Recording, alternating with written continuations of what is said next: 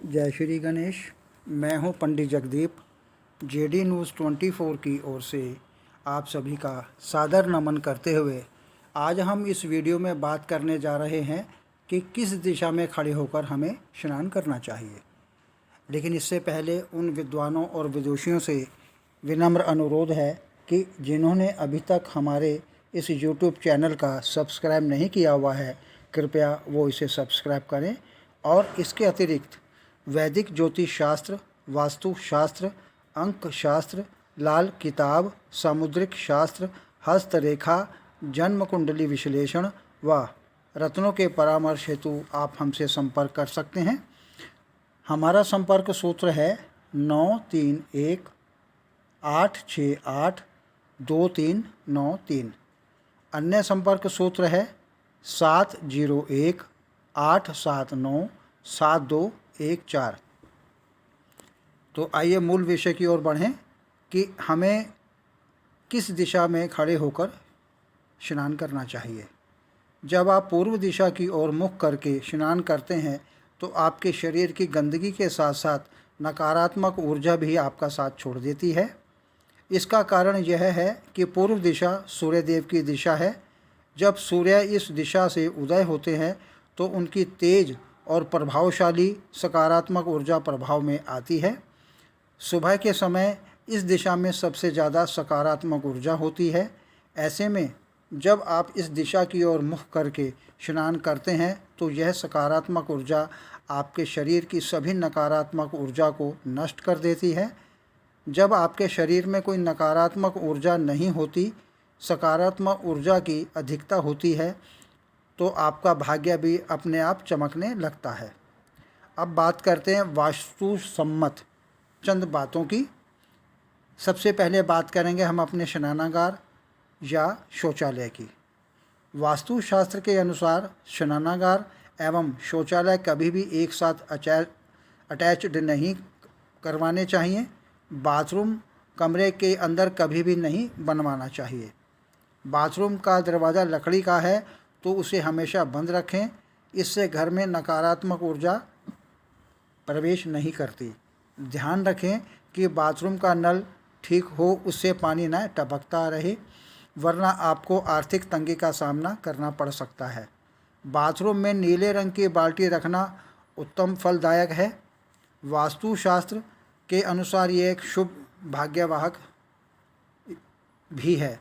कौन सा जानवर है जिसे अपनी मौत का समय पहले ही पता लग जाता है।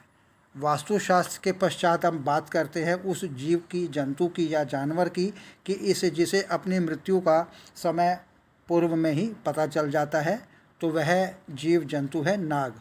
नाग को अपनी मृत्यु के समय का आभास हो जाता है और वह किसी निर्जन स्थल पर जाकर एकांतवास में चले जाते हैं। भोजन व जल इत्यादि त्याग देते हैं और अपनी मृत्यु का इंतजार करने लगते हैं।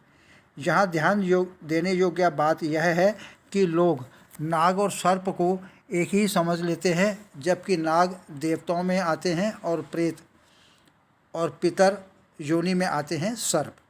स्वप्न में नाग देखना शुभ होता है, जबकि सर्प देखना कष्टकारी होता है या पितृदोष लगता है। नाग की पूजा बताई गई है लेकिन सर्प की नहीं।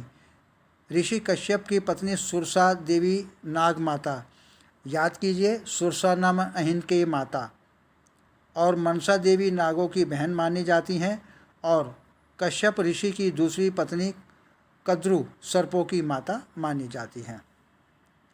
अब इसके पश्चात बात करते हैं हम अपने मूत्र त्याग की कि उस समय हमें किन किन बातों का स्मरण रखना है या क्या नहीं करना। मूत्र त्याग करते समय किन बातों को ध्यान रखना चाहिए। मूत्र के वेग को कभी भी रोकना नहीं चाहिए। इसका जब भी दबाव लगे तुरंत कर देना चाहिए, लेकिन इसके करने के उपरांत कुल्ला कदापि नहीं करना चाहिए, अन्यथा फिर इसके शीघ्र जाने की संभावना बन पड़ती है। कब कब करें मूत्र। खाने यानी कि भोजन के तुरंत बाद मूत्र त्याग करना चाहिए। इससे गुर्दा यानी कि किडनी खराब होने की संभावनाएं कम होने लगती हैं। कभी लकवा नहीं मारेगा। ध्यान रखें, स्नान से आधा घंटा पहले और बाद में भूलकर भी मूत्र त्याग न करें, अन्यथा पैरालिसिस की शिकायत हो सकती है। जिन लोगों को रुक रुक कर पेशाब आता हो या किसी तरह की जलन आदि की समस्या हो तो वे एक दिन में चंद्रवटा प्रभि की गोली खाली पेट सुबह के समय दूध के साथ ले सकते हैं। रात को सोने से पहले पेशाब अवश्य त्याग करें। जब कभी ज़्यादा तेल या वसा युक्त भोजन, पक्का खाना, पूड़ी, पराठे, कचौरी या मैदा, खमीर से बने हुए पदार्थ सेवन करें तो इन्हें खाने के 1 घंटे के बाद बहुत पानी पिए, हो सके तो गुनगुना पानी लें। शास्त्रों के अनुसार जिस व्यक्ति का जन्म सप्तमी तिथि को होता है, अब बात करते हैं सप्तमी तिथि में होने वाले जन्म की, वह व्यक्ति बहुत ही भाग्यशाली होता है। इस तिथि में जन्म लेने वाला जातक गुणवान और प्रतिभाशाली होता है। ये अपने मोहक व्यक्तित्व से लोगों को अपनी ओर आकर्षित करने की योग्यता रखते हैं। इनकी संतान भी गुणवान और योग्य होती है। धन धान्य के मामले में भी यह व्यक्ति काफ़ी सौभाग्यशाली माने जाते हैं।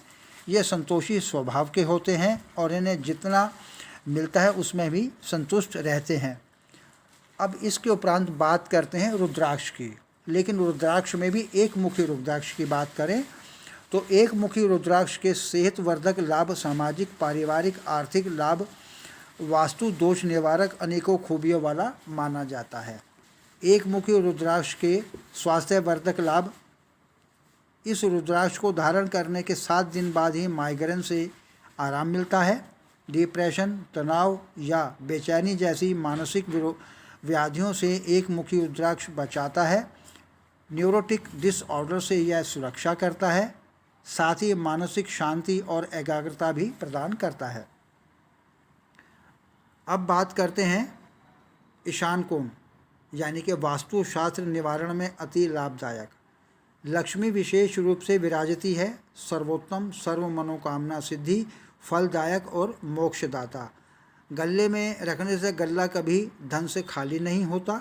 एक मुखी रुद्राक्ष की माला को धारण करने वाले व्यक्ति की आध्यात्मिक इच्छाएं पूर्ण होने लगती हैं और उसे मानसिक शांति भी मिलती है। इस रुद्राक्ष के प्रभाव से जीवन में समृद्धि आती है। जो व्यक्ति एक मुखी रुद्राक्ष को धारण करता है उसके आत्मविश्वास और नेतृत्व क्षमता में वृद्धि तथा व्यक्तित्व का विकास होता है। एक मुखी रुद्राक्ष कैरियर तथा व्यवसाय में सफलता दिलाने में सहायक होता है। एक मुखी रुद्राक्ष को धारण करने वाले व्यक्ति को आर्थिक लाभ और समाज में मान सम्मान की प्राप्ति होती है। यदि कोई व्यक्ति यह रुद्राक्ष धारण करता है तो वह अपने क्रोध पर निरंतर भी पाने लगता है।